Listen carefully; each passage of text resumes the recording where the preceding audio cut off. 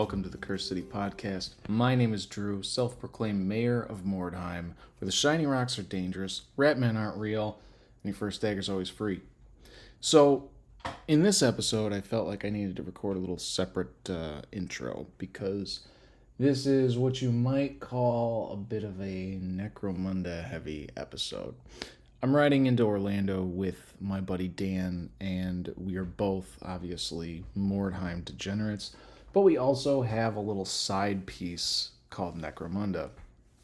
And for whatever reason, we started talking about Necromunda, and before we realize it, we've been going for like 20 or 30 minutes before even talking about Mordheim. So I'm just giving you a fair warning, but what I did is I'm switching the clips around, so we're going to start with our Mordheim conversation, and then it's going to jump back to the beginning of our drive where we start talking about Necromunda. So when we start to talk about laser guns and stop talking about the crossbows, feel free to just tune right out.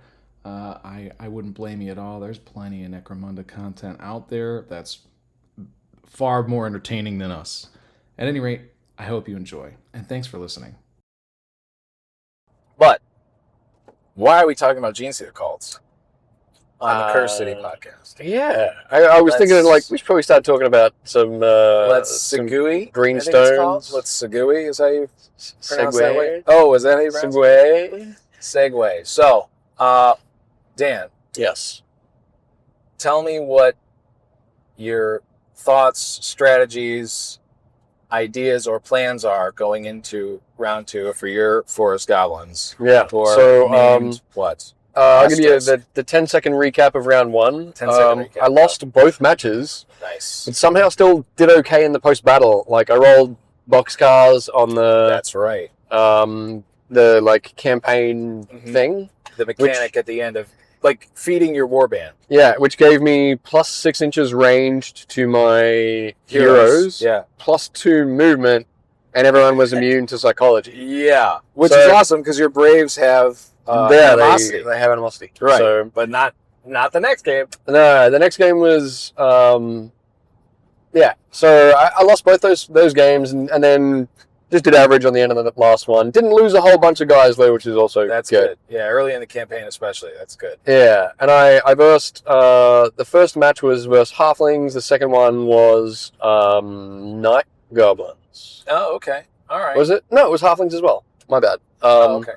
So yeah, I have both. I was really surprised to hear you lost your second game where you had an extra 6-inch range, 2-inch movement, and immune to psychology. I thought I was nervous for whomever you were going to play against. It was very, very close. Yeah. Wow. Like it came down to bottle rolls. Yeah. And Which I bottled. is a thing. And for my forest goblins having a leadership of 7, it's I think halflings have 9 on the leader. Really? Shit. It might be. Shoot. I might be wrong. It's at least 8, could be 9 on the leader. Wow. So going into second round or second day of the campaign. Yeah. Gosh, I guess it depends on who I fight. I've got 66 gold left to spend. I need to. I think I added some equipment to my other henchmen last time. Your henchman group. Let's see, what have I got? You got a giant spider that's poisonous. You got some daggers and bows. I did. Everyone got basic equipment last time. I see. So do you have this warlock? Is this warlock real? I do have the warlock. What about the pit fighter? I might get the pit fighter. Get the pit fighter. I see. So, and from the last battle, I was like, I feel, for the last 2 battles, I feel like having a really strong hand-to-hand guy that wasn't like the spider and stupid, yeah, and able to control himself would have been better than a warlock. Yeah. And here's my reasoning for that is, he's a strong hand-to-hand character who's also kind of tough. Yeah. Strength 4, T4, 2 attacks, 2 hand-to-hand weapons. Yeah. Helmet. No armor, but No, but he's beefy Toughness dude. 4, yeah. And against halflings, that's like that is beefy. Yeah. Yeah, it's a monster compared to a halfling. Right. Yeah. So the warlock ended up just being another archer. Yeah. Silver arrows. Yeah. He did get to use his fear spell once, which I messed up once as well. Like, I don't know why, but I thought it was models within a 12-inch range had to make a nerve check, but it's just one. Whoops. Like, sorry. But we corrected that anyway. Yeah. It was only his leader that I would have targeted, and he was the one who ran away on the dice rolls. Anyway, so it's kind of funny.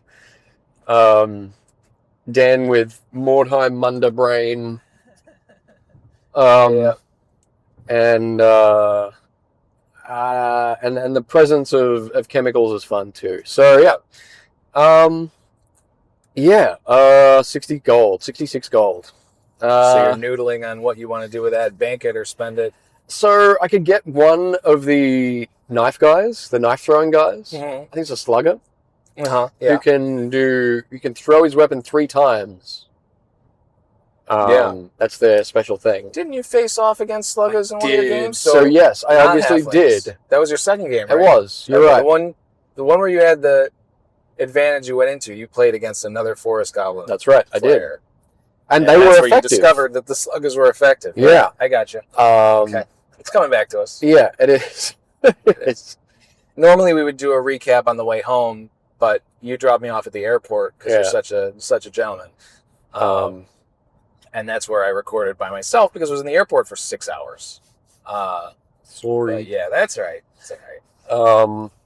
Yeah. So going into the next match, could be a slugger, could be the warlock. Pit fighter. You have the warlock. Sorry, pit fighter. Pit fighter. Yes. Brain thing. Yeah. What about, did anything else happen? Because now that I'm saying this out loud, I realize you didn't do an actual legit recap. No. Was there anything that happened in either one of those games? Like, tell me what scenarios you played, if you remember. First one was in a forest. The second one was like in a sort of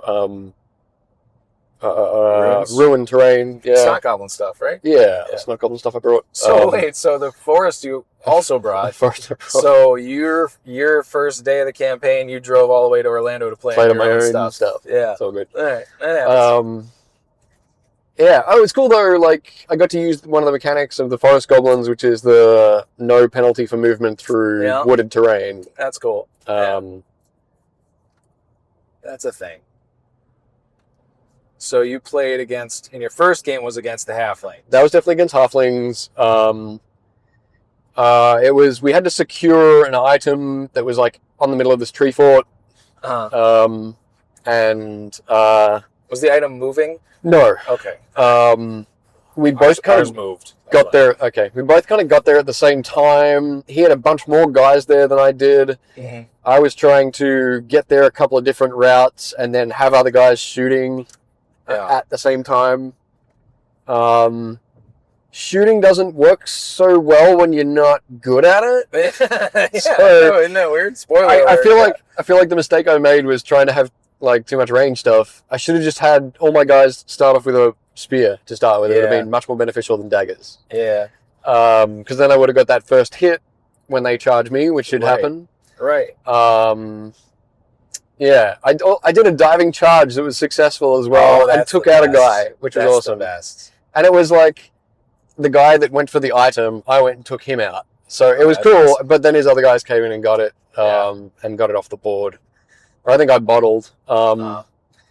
Yeah. There was a big critter, like the biggest critter that can exist. Like we rolled 66 on the. Oh, geez, on that random happening. On the random happening, or whatever. Yeah. So this like 8-inch wide critter starts moving across the board, 2d6 inches every turn. Okay. That my enemy got to place.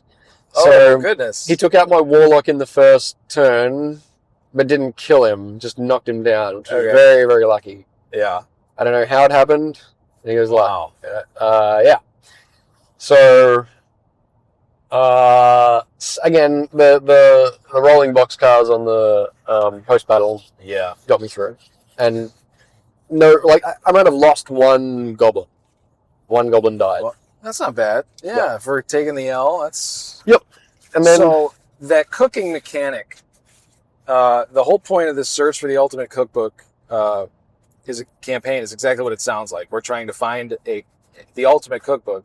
And so these missions are all about trying to get a page of a recipe book or a special premium provision, like special meats or something. Special ingredients. Special ingredients, right. So after the game, based on the number of pages you get, or you have to roll, so you roll 2d6 after the game, and then add bonuses depending on whether you won or lost, or and based other things in the game. On the recipe itself too. Yeah. So you roll to see if the recipe page you got is legible, or if it's covered in smears. So you can get a -1 to your cooking roll, no bonus.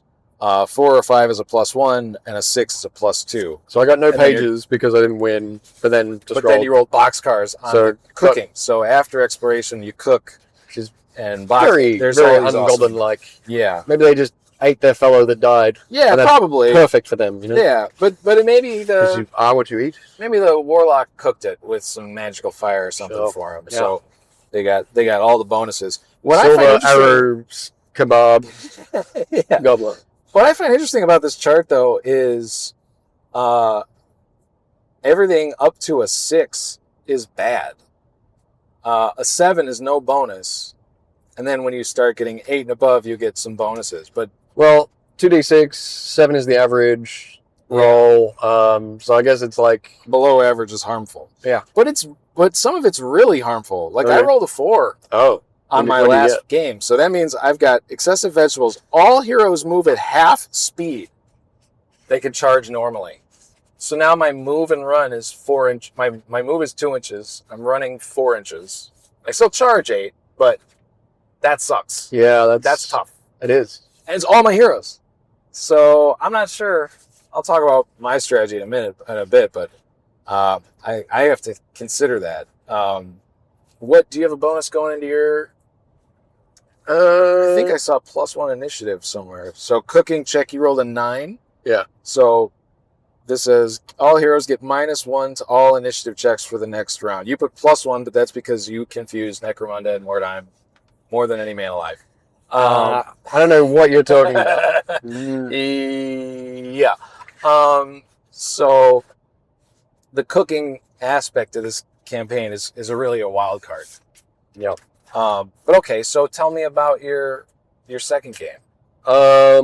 You discovered sluggers. Yeah, I'm actually. I wonder now if it's better to put hand-to-hand equipment on my henchmen, and then give. You got a lot of bows. Yeah, because like with I don't know. ballistic skill 3. That's tough in this game. Yeah, because everything is. Most things you're shooting at are at long range. Yeah, so, and you almost always have to move. Or cover and move. Cover. Yeah, it's really hard to shoot in this game. That's right. So I know halflings have got a much better ability to shoot. Yeah. I think they start off with ballistic skill 4 for their shooty guys, for their leader, for their champions. Yeah.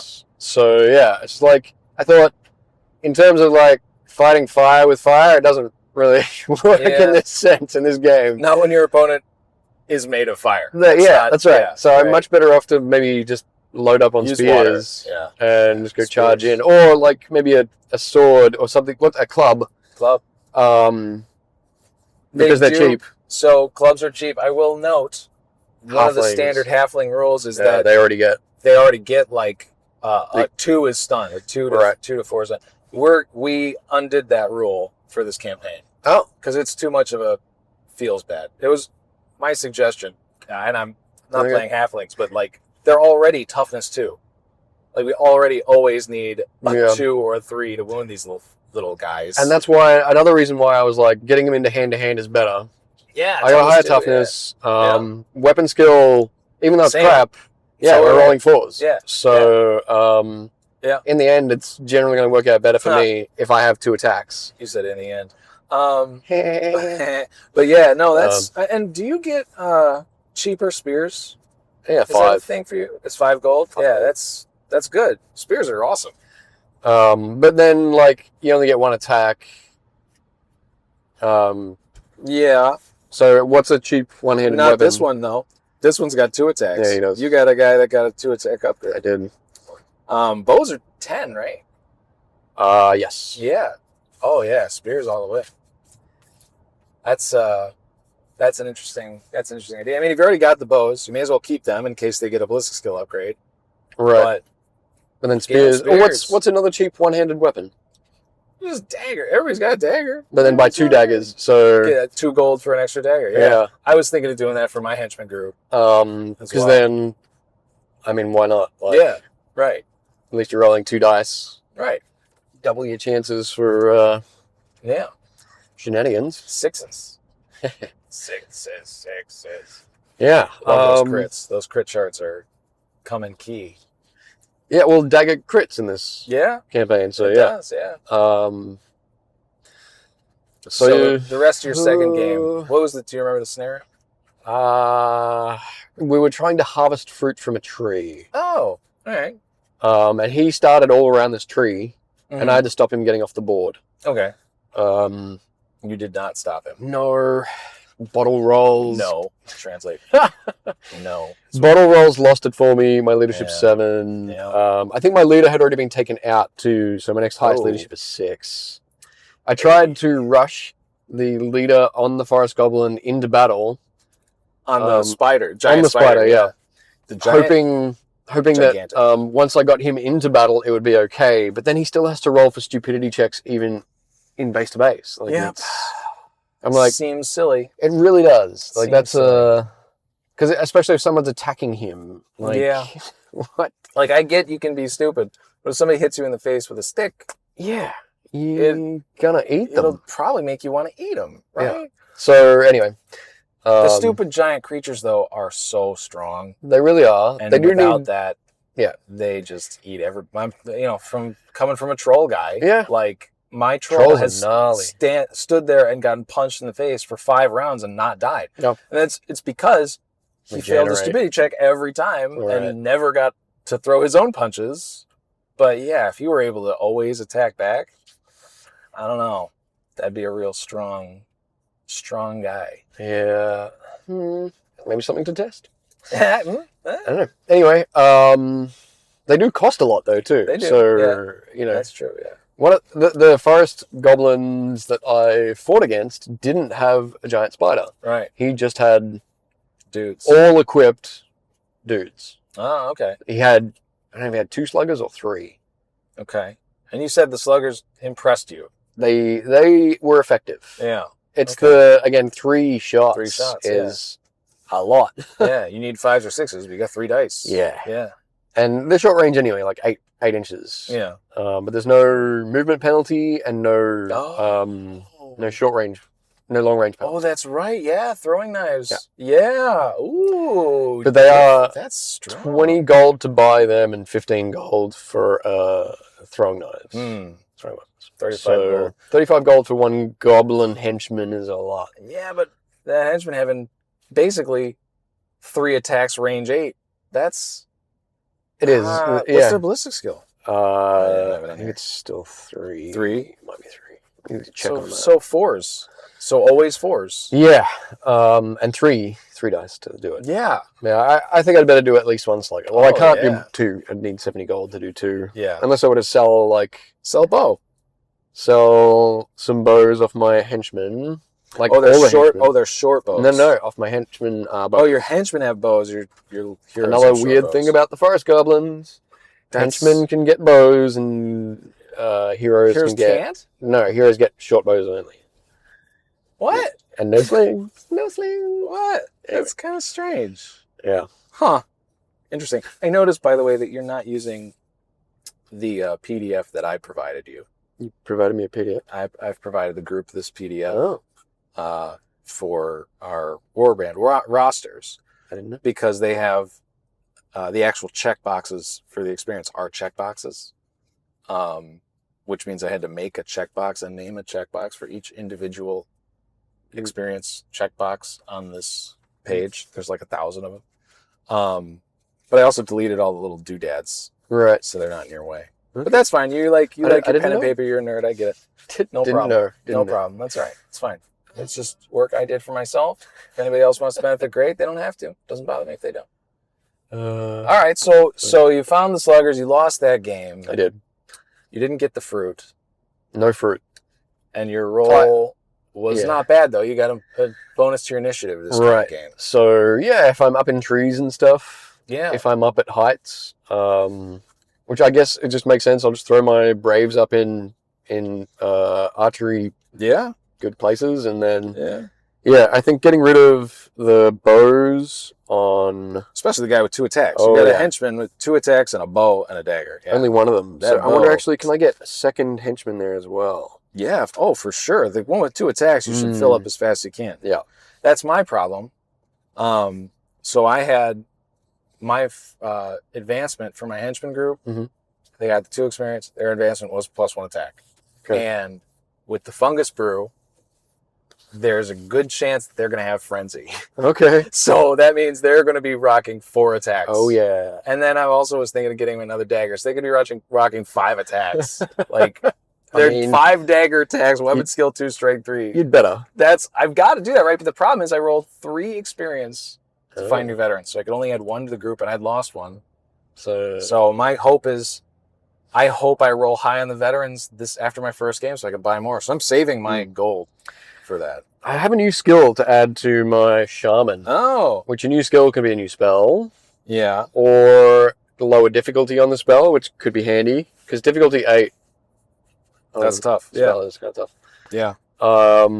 What's your thoughts there? I'm kind of curious. Shaman who has... Well, you have Gaze of Mork, which is difficulty 8, range 12, D3, I guess... Strength 3 hits. Yeah. Okay. That's a good spell. It is. 12 inches is not a super long range. No. So I would... The flight could be... Yeah. Well, the problem is you got to randomize your next skills. Yeah. There is that skill you can get, which means your next skill upgrade, you pick your spell. What are my forest goblin special skills? Oh. Because there might be something in there that could be beneficial to the mob.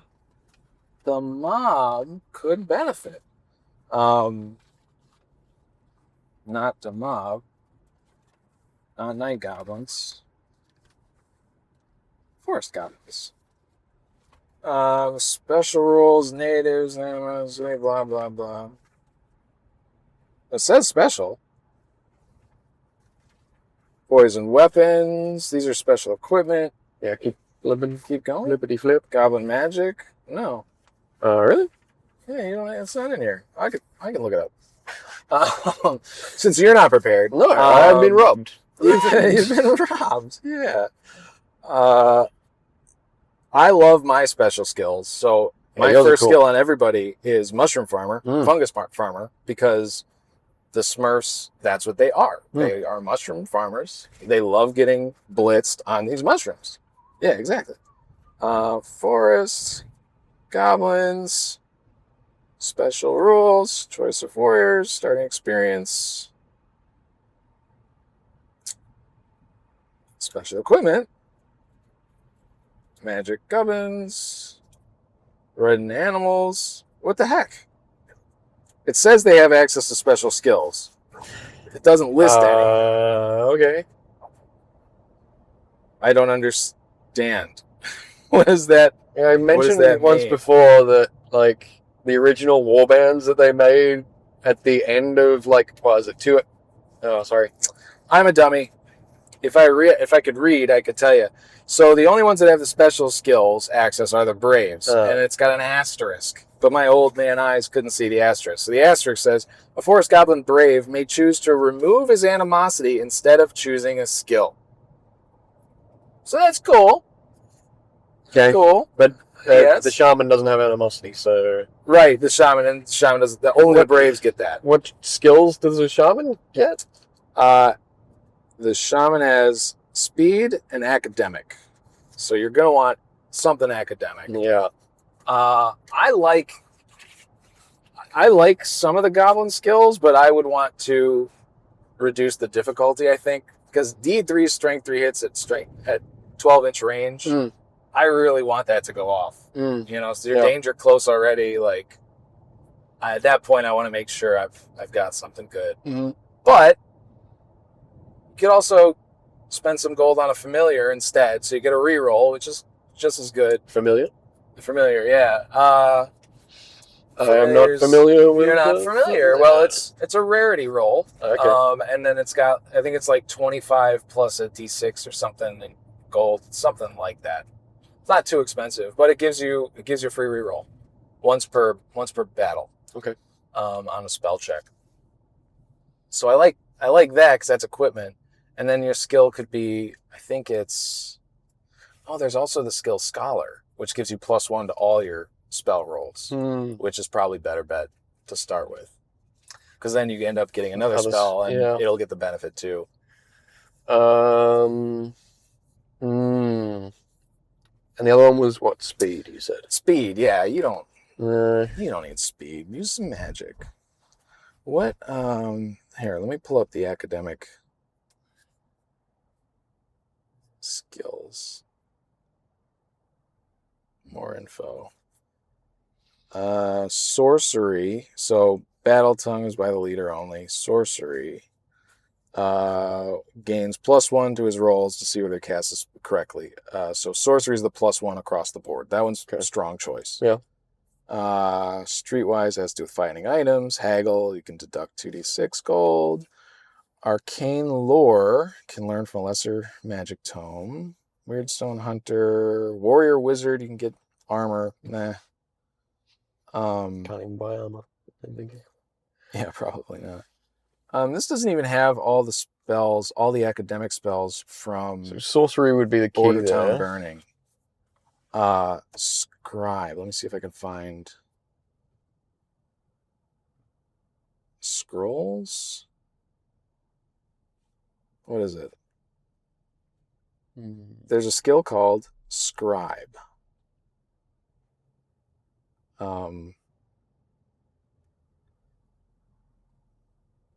But I don't know where that's located. Scribe is you before the battle, the sorcerer makes I messed up your thing, sorry. They scribe a scroll of whatever spell they want, and then the first time they use that spell, they get +2 to that roll. So that's a cool thing too. There's another one that allows them to when you first pick the skill, it does nothing. But the next time you get a skill, you get to just choose your spell. You don't have to randomize it. I'm just not sure if it means you can always choose going forward, or if it just means the second time you get a skill. Basically, you're paying 2 skills to pick your spell. Yeah, I think sorcery is the way to go. That's a later gating. Yeah, I think sorcery is the way to go too. Yep. Because then you can also just randomize your spells and not worry about it. Every one of them is going to get a bonus. Did I have another new skill or something? Let's take a look. You got new skill, new skill, new skill. So you've got 2 braves that get new skills. So I could get rid of their animosity. That's a strong choice. But they get access to shooting, combat, and speed. Shooting obviously is good, but you have short bows, which is not great. Like you could get eagle eyes and your short bow's 24 inches or 22 inches. Woo! Still not a bow. I don't know. It's the one where there's no penalty for cover. Trick shot, sort of. I think trick shot's what it's called in Necromunda, but whatever. Same thing. No, it might be trick. It might be trick shooter or something. Or there's fast shot. Is that? Quick shot. Quick shot. Yeah, fast shot is never mind. But yeah, same thing. You get to shoot twice. Yeah. If you don't move, again, you have a short bow. So, I mean, shooting twice isn't a bad idea, but you're still going to be, if it's more than 8 inches, 5 it's -1. Yeah. I don't know. I do like the throwing knives option though, because you can get the knife expert or whatever it is, and you can throw a bunch of knives. And you get throwing knives, right? I would want a slugger to turn into a champion. That would be the best. Oh, yeah. Oh, that sounds dangerous. Yeah. You can't even get throwing knives on your Of course not. brace. Blowpipe, which is the most ridiculous, silly weapon in the game. It's 25 gold. Yeah. 25 gold. It should be 15. Should it even be that? Let's look at the stats, Dan. It should Range be 8, Yep, strength so- 1, But +1 to their save. isn't there like a toxin? Sure, it's poison and stealthy. But that means if you roll a 6 to hit, Oh, they're automatically wounded. And a blowpipe cannot cause critical hits. great. Yeah. So the only way you wound, Stealthy. you don't cause a crit. So, no. Strength 1. You need to roll a 6 to hit. Yeah. You need to roll. No. You need to roll a 6 to hit, and then you're always going to need a 6 to wound. That's what I mean. You Yeah. 6 to wound, but you can't crit. Correct. Yeah. Right. So a 6 to hit or a 6 to wound, Make and it'll do something for 25 gold. Oh, and only 8-inch range. them cost 10. I don't know. Fucking fudging, give it to them for free. All right, cool. What? What a I'll take ridiculous them. thing. I'll take them all for free if you give them. No, I will make use of them then. I know you will. But they fire while hidden, Yeah, without revealing. Right. Which that's fun. but you've still got to get that 6. But you have to take an initiative check. and the 6 and the 6. Yeah, that's silly. Totally silly. So again. Oh, I just had an idea for softening slings up a bit. Oh, okay. On a roll of a 1 to hit. Yeah. On a roll of a 1 to hit, it's Strangle yourself. like a disarm. No, it's like a disarm. You run out of rocks. No, you fuck up and you drop the sling, or you have to pick it back up. You can't fire next turn. Yep. Huh? I love my ones. What a whiner. It's whinger. Whinge. Yeah, you are a whinger. Yeah. It sounds funny coming from you. Well, Bloody whinger. it's weird that you think it sounds funny when things are pronounced correctly. I don't understand that at all. These But Americans in America. Oh no, yeah, right. You're right. The 200 of you guys are probably correct. Yeah, no, you're right. How silly of me. You are right about how you measure things, though. I will give you that. Yep. That's only because the British taught you. What else is in here that's interesting? Red tooth jewelry. Okay, so here's something I want to talk about. Okay. So you basically can buy Frenzy for 40 gold. 40 gold is so expensive. So you got to figure out your new skills for these braves. Yeah. Um, I don't know that removing animosity is a big deal. Like, it didn't impact me so badly last games, which probably means it will this time.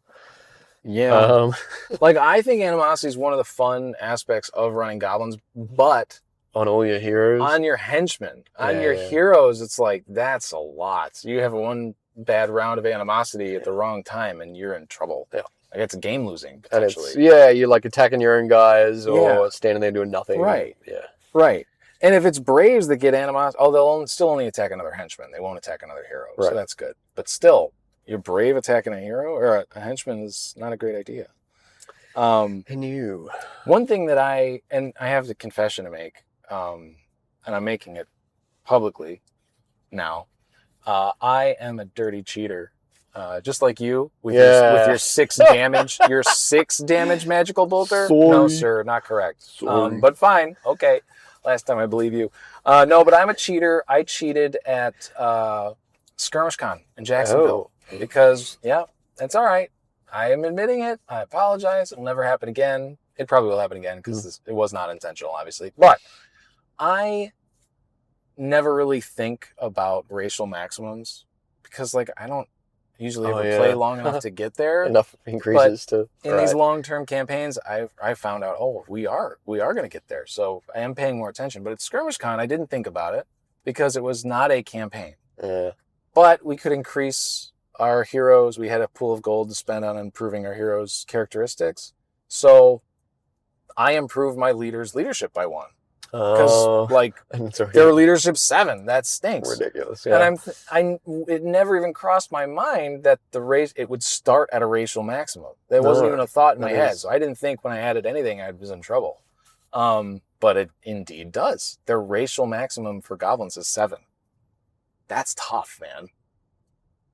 That's real tough. We're gonna fail a lot of these battle checks. Oh yeah. That's where I guess the key is having the swarm, right? Having the swarm and an unholy relic as soon as possible. Because Boss pole. Boss pole is good for sharing that leadership benefit. 100%. I support the boss pole. But that unholy relic, that's my next buy when I've got some gold, because that's you automatically pass your first leadership test, including a route check. So I've got to have that because I feel that constantly. It's actually the reason I was doing really well at SkirmishCon because I was a cheater. But no, I didn't actually take any bottle checks the first. Oh no, that's not true. I did take bottle checks first game. The game I lost, I took bottle checks and I ultimately lost, so it doesn't really matter. Well, I don't think it had any effect, regardless. The bottle checks are what get you. So you're thinking about skills for your Braves. Yeah, I think shooting is the way to go. Shooting? For the Braves, at least. Yeah. I mean, what shooting? You got short bows. Am I going to trade in all my range stuff and just try to swarm people? Is that are you suggesting that's? I am not suggesting that. Especially, I'm the Braves at least have ballistic skill 3. They do have ballistic skill 3, but they also have short bows. So their best hope is a 5, because they're always going to be in long range. Because if they're within 8 inches, they should be charging, because they're going to get charged, probably. Well, maybe not by halflings, who are very shooty. That's true. That's true. But I guess if I played 2 halflings last time, then it's a good chance I'll be playing more goblins this time, right? I don't know. I didn't play 2 halflings. What am I talking about? No, you played halflings and goblins. Yeah. We should be playing halflings predominantly. I also played goblins. We played one of each. I lost the game to the goblins. Okay. I won the game against the halflings. I think, gosh, that really does, it has me very curious what I should be doing now. Like, yeah. What's the other options? Combat skills are decent. But I mean, it's early in the campaign, I think the laminated pages might help you out there. Oh, you got skills on the laminated Maybe. ones? Battle sequence. Or post sequence, critical hits. No, here, I got it right here. Right. Combat. More info. Strike to injure, +1 to injury rolls. That's an awesome one. +1 to injury. Combat master is weird. You've got to hit and wound first, and that is not. That's true. Yeah, that's true. You're not good at that. Not good at that. Except in Necromunda. Weapons training. Use any hand-to-hand combat weapon. That could be helpful. I mean, you get some halberds or something, flails or something like that. Web of Steel is silly. It's +1 to the critical hit chart. Expert swordsman. Can you get swords? Can you buy swords? I don't know. You can. Oh, you can already buy halberds. Halberds are great. What's so great about halberds? +1 strength. Right. Two-handed, but +1 strength. You don't go last. Huh? Yeah. So you'll be wounding all those halflings on 2s. Expert swordsman is good. You re-roll misses on the charge with a sword, but you'd have to buy swords. Trade in my step aside is good. Short bows.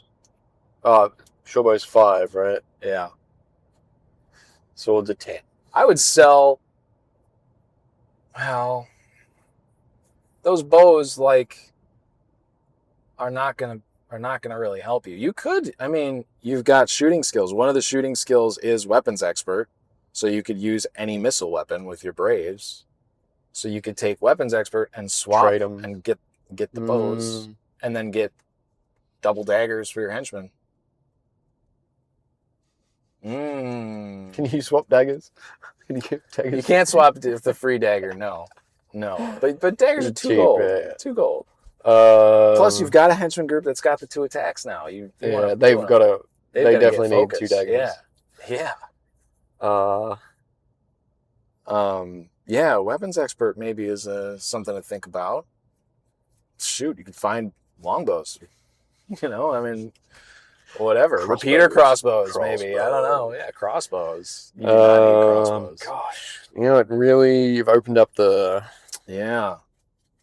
Opened up the brain pan. Yeah. Scraping that barrel. Uh-huh.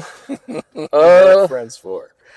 Yeah. To make you question your choices. Yeah. Trick shooter is the one that ignores modifiers for cover. Knife fighter. I love knife fighter. What's knife fighter? You can throw a maximum of 3 throwing weapons in the shooting phase and can divide your shots between any targets in range. Hello, Slugger. Yeah. Oh, it can't be combined with quick shot. So I wonder, does Slugger basically is it basically quick shot?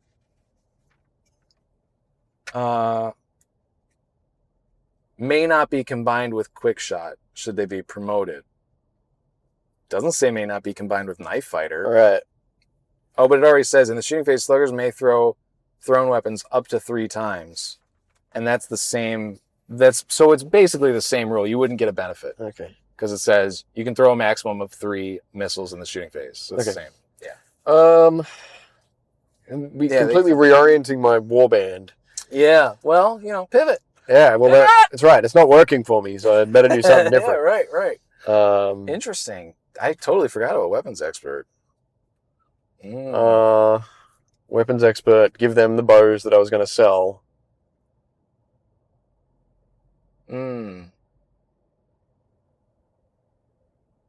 It gives them the range, but it's still kind of crappy shot. So ballista skill 3, but they're they could get an increase. 24-inch bow range, is it, or 22? I think it's 24 on a bow. So yeah, I mean that's reasonable. Yeah. I can look, and then you never know what other kind of crazy shit I'll come across, right? Yeah. Bow.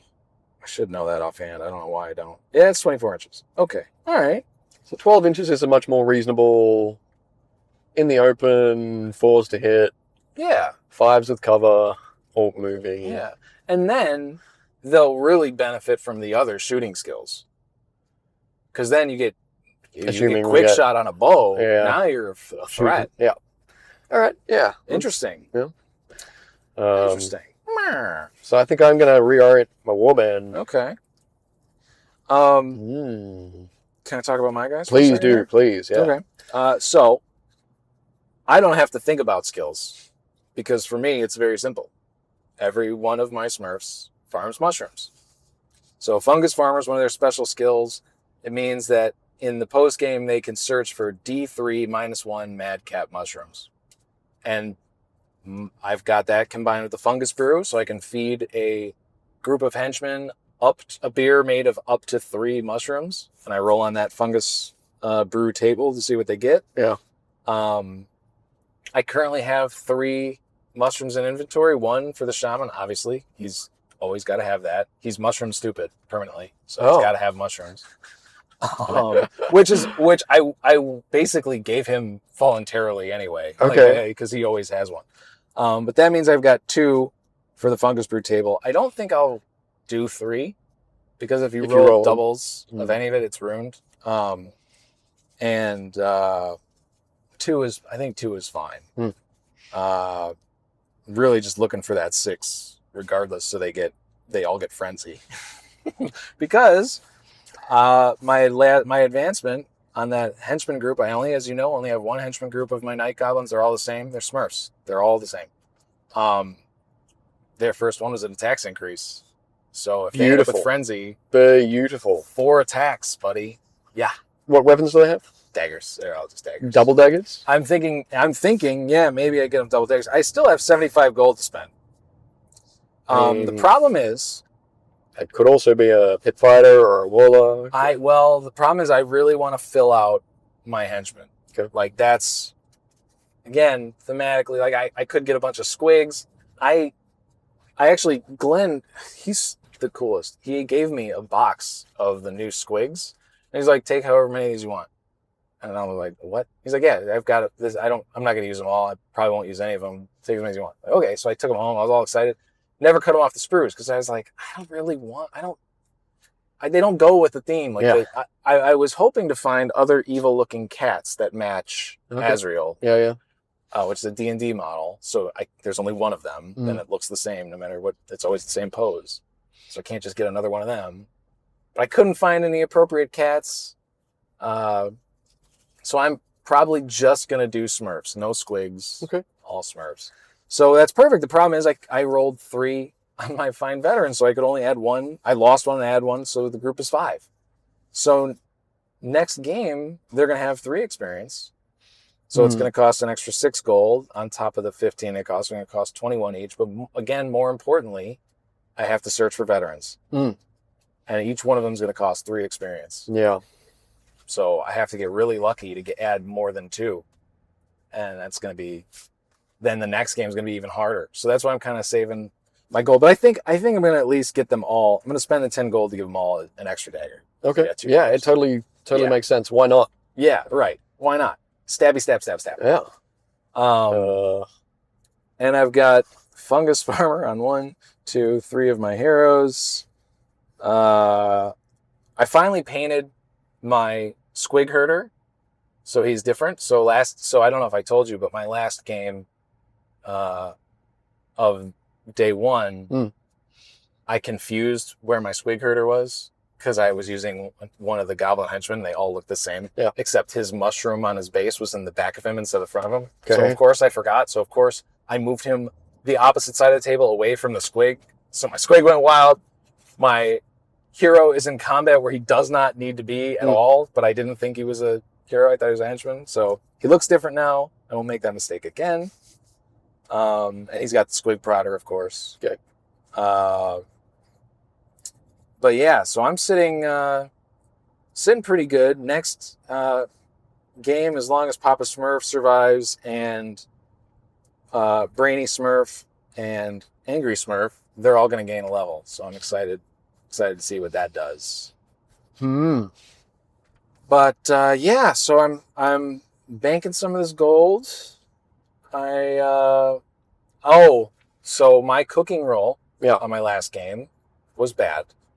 All my heroes for my next game, they ate too many vegetables, so they're only going to have movement 2. So they're going to move 2, they're going to run 4. They still get to charge 8, but my heroes all, except for Papa Smurf, all have slings. So they're not... No, that's not true.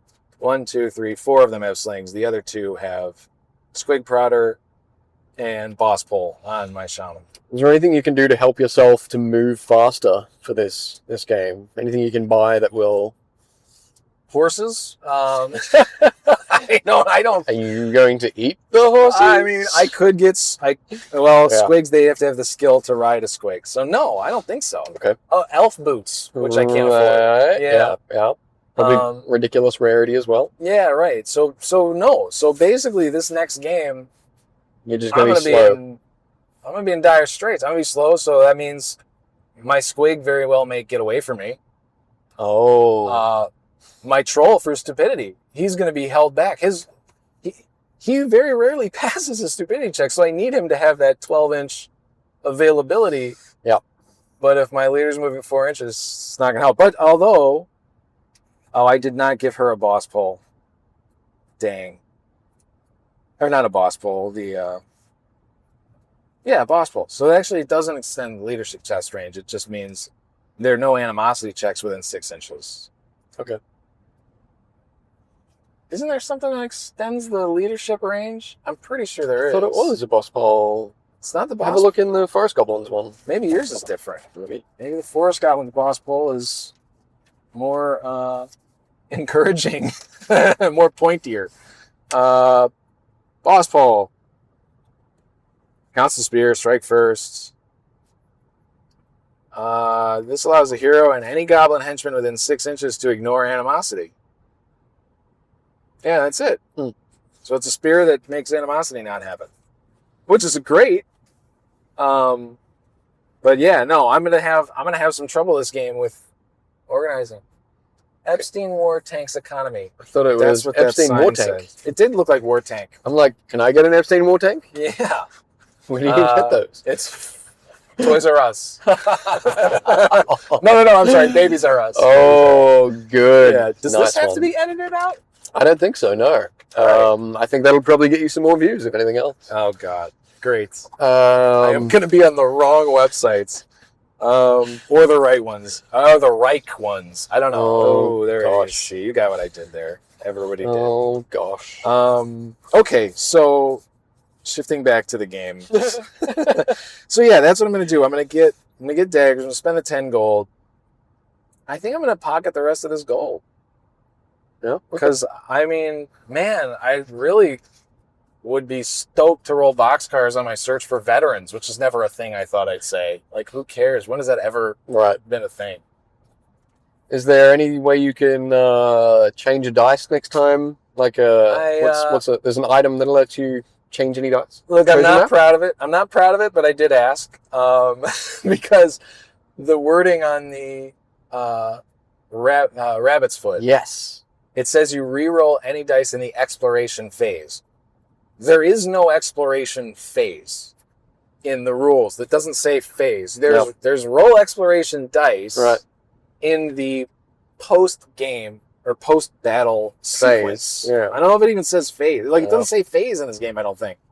I don't know. I looked at it. I didn't see phase anywhere. So, regardless, it's no, you can basically, no. That's one of those things you just don't get any reroll on. Although, now wait a second. The witch.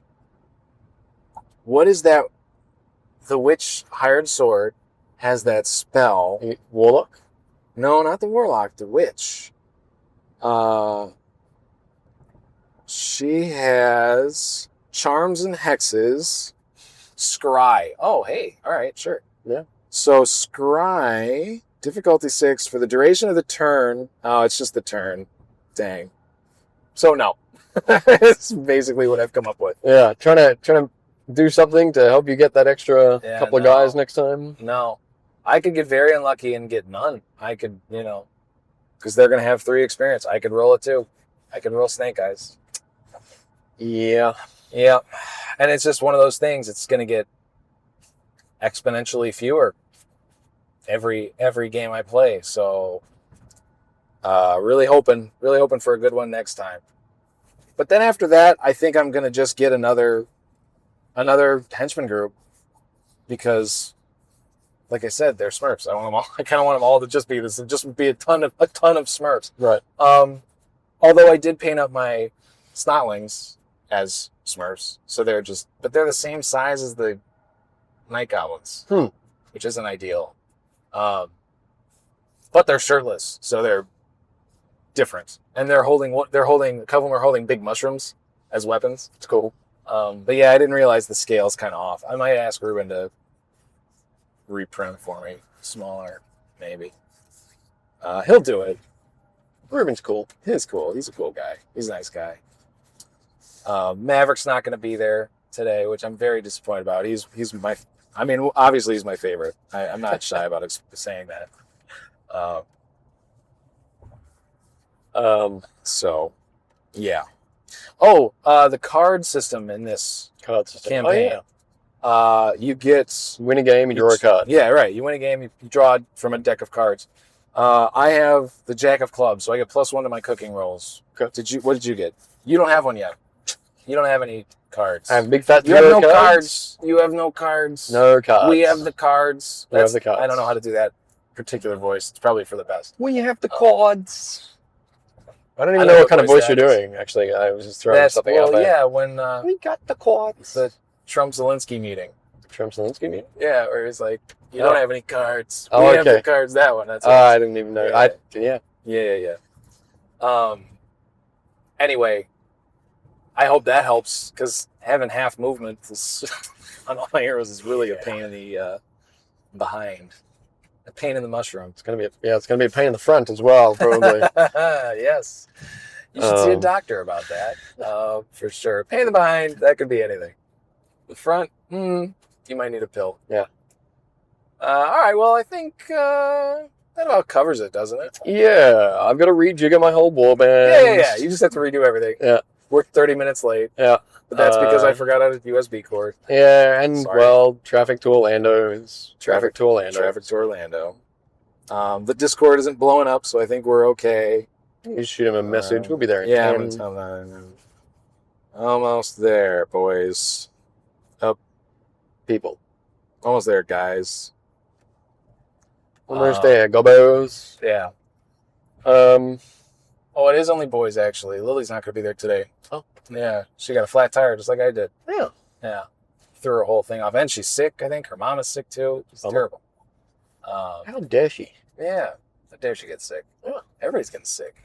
My assistant got sick and showed up to my house as if she was going to work in the same room as me. I was like, get out, ye demon. Like, what are you talking about? Don't come back the rest of this week. I've got Orlando Friday, Saturday, and then I've got Pensacola next weekend. You cannot get me sick, or I'll be very upset. I will fire you. I wouldn't fire her that quick for that. I don't think. Maybe I would. All right, well. We're going to find out. Yeah, we will. Hopefully she didn't get me sick. Okay. Yeah. So, yeah. Let's. Good luck gaming. Yes. Happy good luck to you rolls. too. I hope you pass your animosity checks. I hope you rejigger your warband efficiently and effectively, and you win some games and have some fun more than anything else. May your enemies fall from high places and go splat. Yes. All right. Cool. Yeah. The end. Finn. Warning. Necromunda content incoming.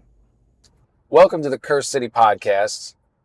My name is Drew, the self-proclaimed mayor of Mordheim, where the shiny rocks are dangerous, rat men aren't real, and your first dagger's always free. I'm with Dan. Howdy. Say hi, Dan. Yeah. Howdy. Yeah, Hey. it's good to be here. I'm driving the chariot today. Yeah, it's so strange. I'm so unused to being driven on this trek, and I like it. It's kind of bougie. It's not bad to have a driver, you know? Yeah. Down under Uber. Yeah. Duber. Duber. It's a Roo ride. That's what I'm getting here. He's actually carrying me in his pouch right now. Where are we going, Dan? Heading up to Orlando, Coliseum of Comics. We're gonna go play round 2 of the Round 2. What is it? What's the campaign called? The Search for the Ultimate Cookbook. Yeah. Or SFTUC. What is it? What is it? Search for I don't know. Similar to Shut the Fuck Up, but not quite right. SFTUC. STFU. Yeah, something like that. Shut the fuck up. We're going to Shut the Fuck Up in Orlando. I gotta bleep this or something. Or I gotta change the settings. Oh man. Fudge. Shut the fudge up. Yeah. I heard on Underhive Lore Keepers, Nath always says fire truck, and I think it's really funny. Like, shut the fire truck, shut the fire truck up.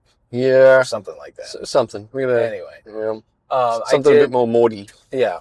Speaking of podcasts in general, I guess I should put this on here. I this week just uploaded the first episode. I've got all the podcasting things connected to the RSS feed. So technically it's live. Cool. Today. Congrats. Thank you. Yeah. It's just the 20-minute me talking about myself intro thing, which I find peculiar. I don't think anybody's going to really enjoy, but it's there. And then on the 17th, everything will be live. The 18 episodes. And then I'm going to announce it on the 18th, and Necromunda is doing that event in Pensacola. Yeah. And they're going to do an episode, though. You should be able to go to that. Yeah. I feel like we can figure it out. No, I've got a lot to do before I pull up my roots and move them across this lovely country. Which one? You got to be specific.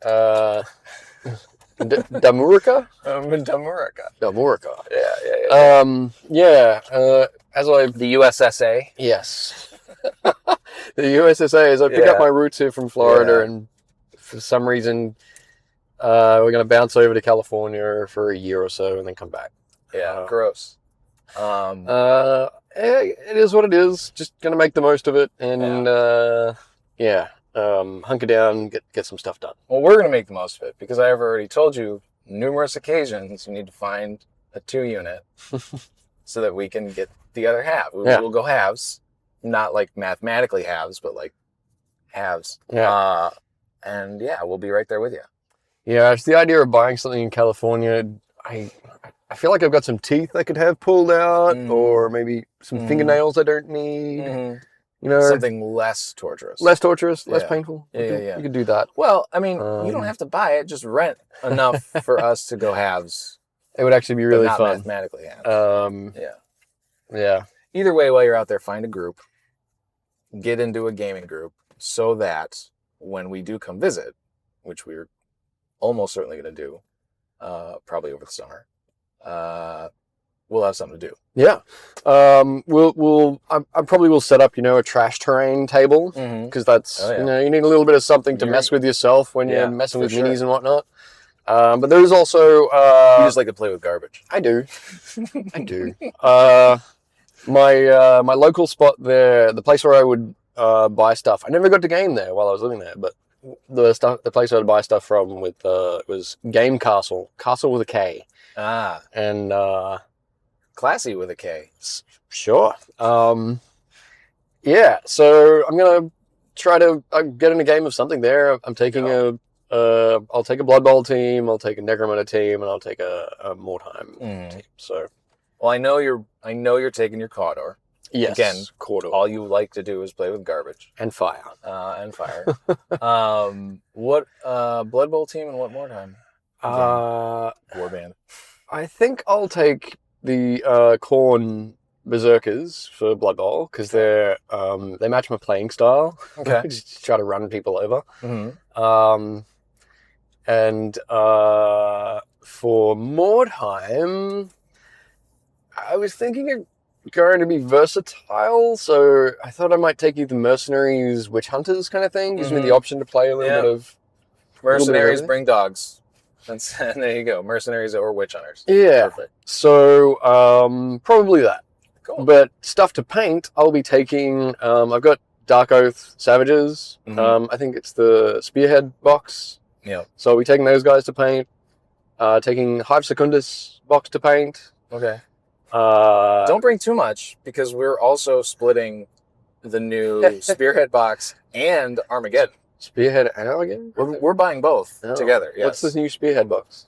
Skaven and Sigmar, Cities of Sigmar. If you want peoples. Sigmar, then... No. I'm getting rats. No. Yes. Yes. You're getting the humans. Not those goldy... And the orcs from Armageddon. The orcs from Armageddon, definitely. That's the trade-off. No. That's the trade-off. The orcs are cooler. But you want the Space Marines. That's also true.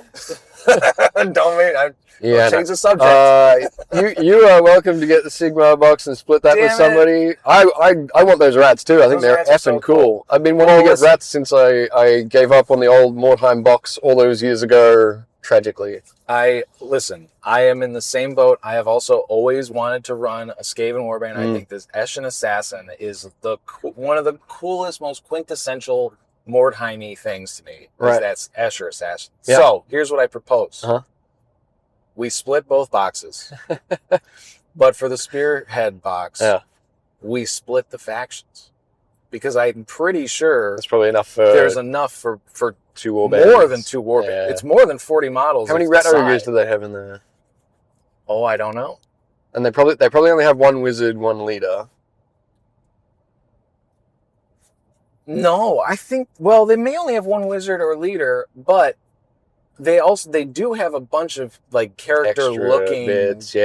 guys. I do like the new stuff in its flexibility. I feel like they've done really well with that.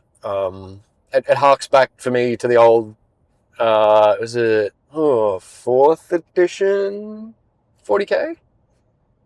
Or maybe 5th. When they had the cool Catachans box that I turned into Orlocks.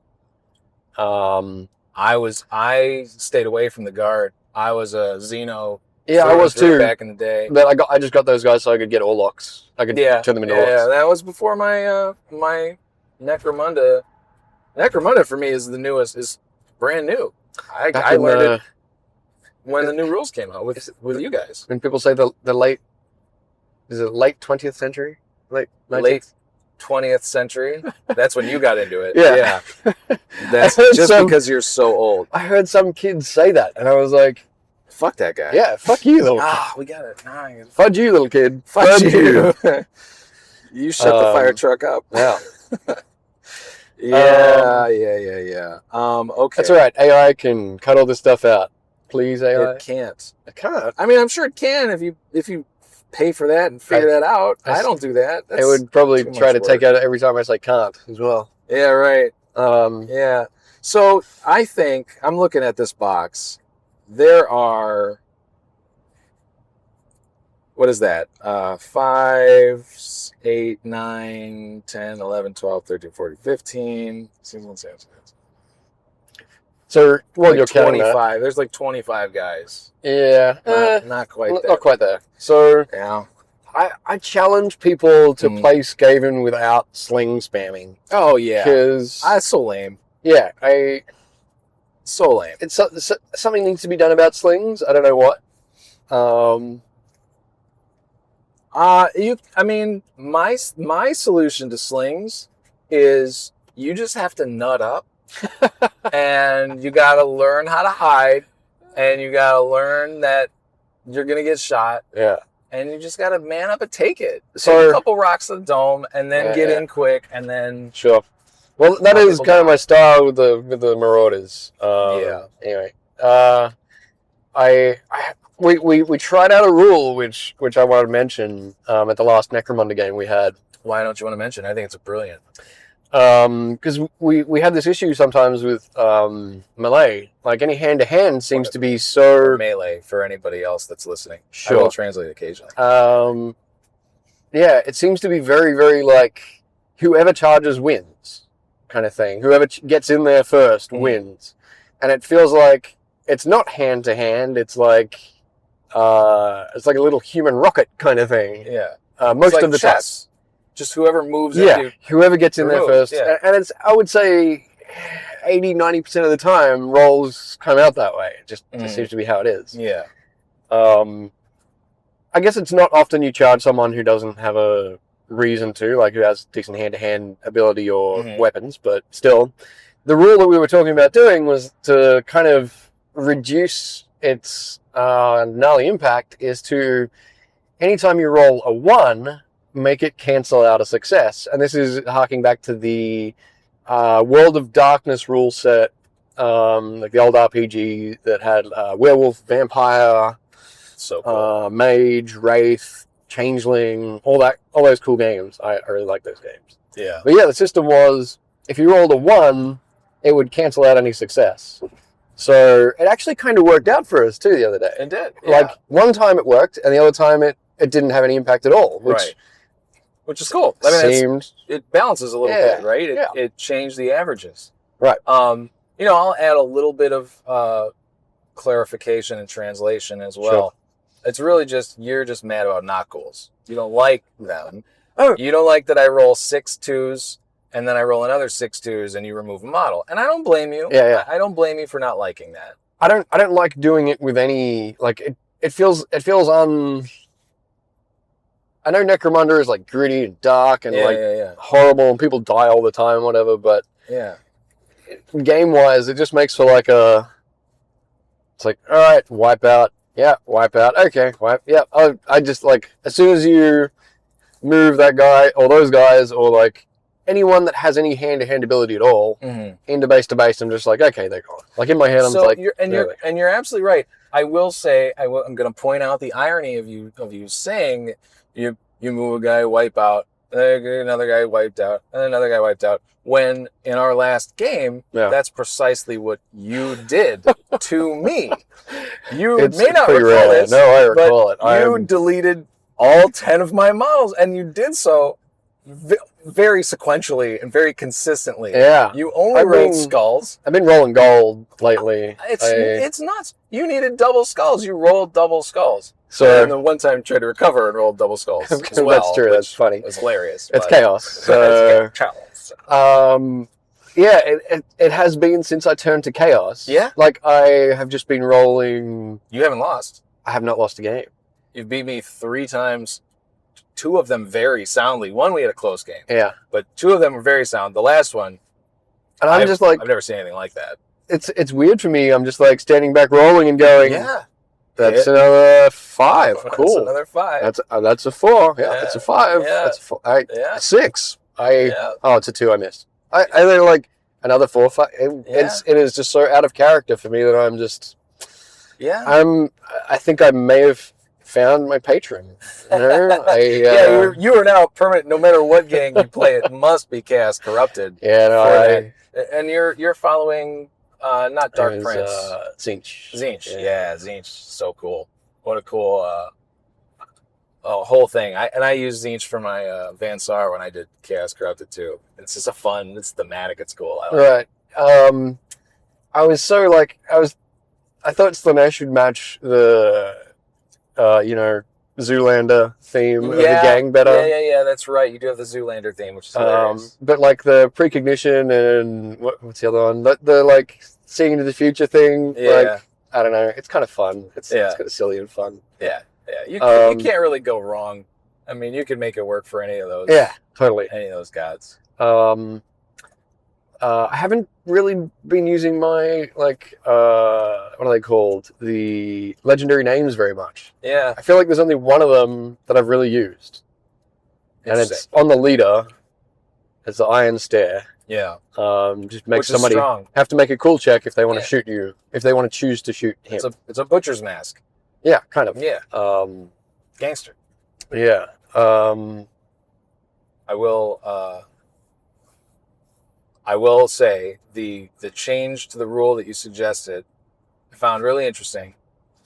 When we played it, I misunderstood how you said it the first time. I thought you were only talking about hits. Right. And then we went to wounds. You said, "Oh no, wounds too." And I thought that was I think that's too much. Okay. The hits thing to me is interesting. Mm. But I think we need to play a little more with it because my fear is this game is already all about shooting. Yeah. Like that you shoot, you win in this game, and it makes you want to get strong special weapons. That's why there's so many plasma guns. That's why there's so many bolters. Gotcha. So for me, yes, it does mean that when you get a Nact-Ghuls, when you have a Stimmer, when you have a Death Maiden, when you're talking about those melee-focused champions, right? That's what they do. When they get into combat, which obviously the Nact-Ghuls have the advantage over those other melee champs, and then they have that infiltrate. Yeah. So they're gonna get in there, most likely. They're gonna delete one model, most likely. But that's usually it. in my experience anyway, usually they do that and then they get murdered, except we've had 2 games now where you, for whatever reason, could not kill them. You kept shooting them, you just couldn't. You just gave them flesh wounds. Like the game where you wiped the floor with me that we just played. Yeah. I had one Nact-Ghuls take out one guy, to get shot with 2 bolters. Yeah. Had 2 flesh wounds. He was toughness 1. Yeah. He stood up. He killed another guy and dodged a crack grenade. Ultimately he did die, but it was a thing to do to get him out of there. But he's also the only one that did anything that whole game. The rest of my squad just got annihilated. So the interesting part with this as well is when they do this, it's like 10 experience. Yeah. If they take out 1 or 2 guys and one of them's a champion, and then they've if they've recovered, if they help someone recover. If they help someone recover, which they do not help. No, they don't help anything. I refuse. Yeah. It's anyway. You have in the 2 games where the Nact-Ghuls did some work, you in particular fed one Nact-Ghuls 4 or 5 kills. It was insane. And he came out of that with movement 7. He had 3 skills. He had Overwatch with throwing knives. He had his spring up, of course, and then something else, clamber, I think maybe. He was just insane. I mean, by the end of it though, he was almost 400 credits. Right. So there's that too. But that's my only concern. I really did like it. We did have one combat, like you said, where it didn't make an effect, and then the other combat where I charged your Ambot with a Nact-Ghuls. Right, and then it did him. And I rolled 2 once. Right. So I only hit him, I think, 2 times. I took down 2 wounds. Yeah, that's right. He survived. He survived, turned around, punched me in the face, killed me. Right. Just, pow, done. Okay. Yeah. Whoops-a-daisy. Melter in the face. Melted my face off. Yeah, that'll do it when you got Melta hands. That's... There you go. Yeah. And the Ambot's another one that's a beast in close combat. Again, though, movement 4. Movement 4. Has infiltrate, but movement 4. Yeah. Nact-Ghuls have infiltrate and movement 6. Right. That's... Infiltrate is 6 inches. So, very good.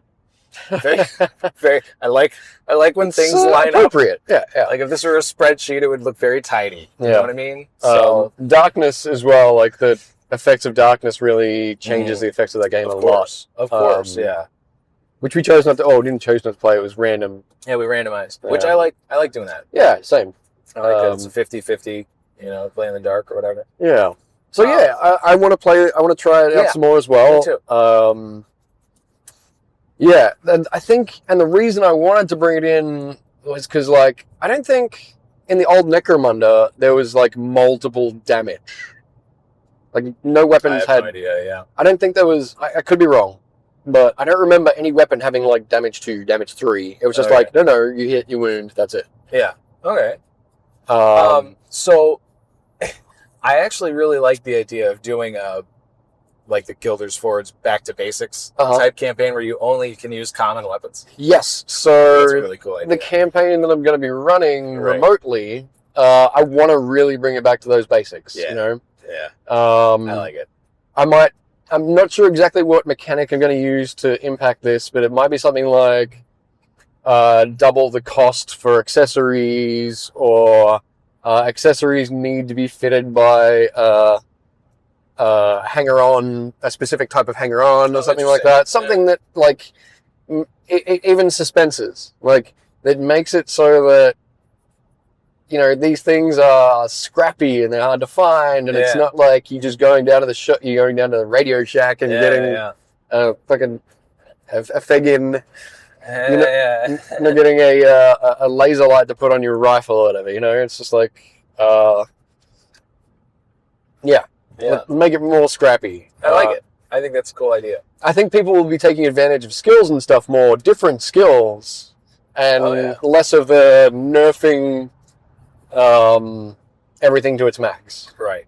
You know, another thought I had with the hits modification idea, and you didn't mention this, but if you roll enough ones to where you would basically lose more hits than you have. Yeah, negative. You botch. The idea is that you've botched it, and the opponent gets a free additional reaction attack. Right. I like that idea. Something, yeah, a benefit. Maybe it's +1 to hit or a free attack. One or the other, something like that. I would say, though, we should maybe limit this rule to models with more than one base attack. Okay. Because otherwise, you know, you got... Yeah, you roll a 1 and you just roll a 1. You're going to get an extra. You're going to just extra die. That seems. So I'm trying to think as well. Was there another game? Might have been Gorka Morka, and this is really scraping the barrel of my brain. Yeah, I think it is barrel-like. It's very empty and pickled. Yeah. I was thinking charred and covered and smells like bourbon. Yeah, pickled too. That could be. Very well. Separate issue. I don't know. Yeah. I think hand-to-hand was contested rolls. So it was like, you like roll a dice and add your weapon skill or something. Yes. Oh. I think it was. I need to refresh that, but it was like, if you go to attack someone, if you charged, I think you get maybe an +1 to it. So then you both roll off and then add your weapon skill, and whoever gets the higher gets the attack. Sure. It might have even been, maybe I'm thinking back to like Warhammer Quest. I don't know. Some old game, this was a thing. It was contested. And, All right. Interesting.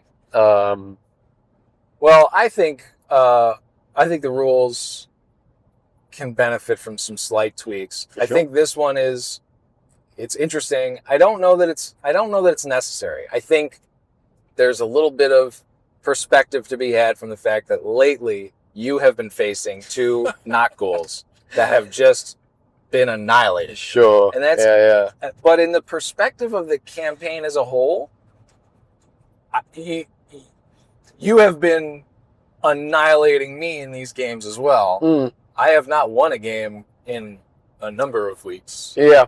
They're good. It was also based on some other reading that I found an article which I don't know if we can find a link and reference it or something, but it was kind of helpful to to read someone else's perspective on it and go, yeah, hang on, I've been noticing the same thing. It's just a model gets in there, wipe. Model gets in there, wipe. Yeah, you put that in the Necromunda chat somewhere, right? Yeah. Yeah. St. Petersburg Ren Festival. The start of the article kind of reads like part of the Old Testament, such and such, who begat such and such, who wrote this article and begat this game. This is Minowar, MINOWAR.com. Minowar instead of Minotaur, maybe. It's an article written by them. Them. And it is interesting. But I haven't read it. But it looks interesting. And I'm going to read it eventually. It is good. Just talks about the mechanic a little bit. And I like the other, I really like the other idea of making the last stage of Blaze, the Blaze in recovery status, happen in recovery. Yeah. In the recovery phase. Yeah. It makes more sense. That's when you recover. Like, why would you not do it then? Right. But then also it makes more sense because your gangers can actually rush in to try to put out the fire. Right. Otherwise, the assist they run actually away helps. and it almost never helps. Yeah. Right. Before finding out about that idea, I had the thought, and I'm sure it's not original, but I had the thought that if there's another friendly model within an inch of somebody who's on fire, you don't scatter. Because it's like they push you down or they grab you or something and try to put the fire out that way. Maybe if they still had an activation token or like they needed to be standing and active. They did need to be standing and active, but if they wouldn't have an activation if they move, they'd have to move to get into, the idea being they have to move to get to it first. Right. Because otherwise, So if they've already used their activation, they can't.